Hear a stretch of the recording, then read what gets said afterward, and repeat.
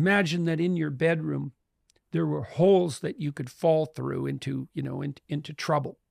And so you want to make a map of where all the holes are so that you can walk through the landscape without falling into the pit. Now, it'd be better if you just fixed the holes, but at least you have the landscape mapped out. Well, a trauma is a hole that hasn't been filled in.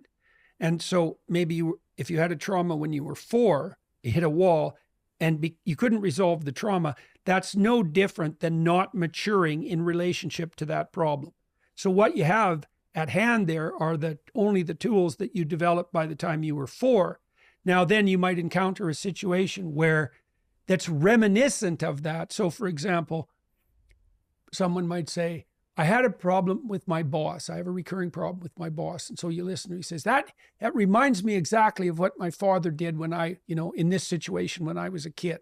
And so the reason the person is reacting to their boss in a negative way is because they're using the same conceptual structure that they used to construe their father when they were 4. You'll see this in marriages all the time. Like if you have a recurring problem with your partner that you really can't understand. Now, it might be your fixation at some developmental stage that's the problem.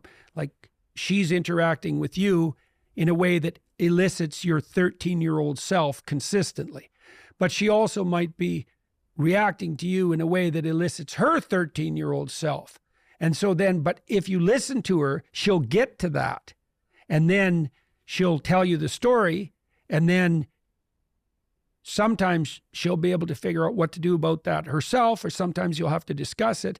But it almost always results in tears. Almost always. And I think the reason for that is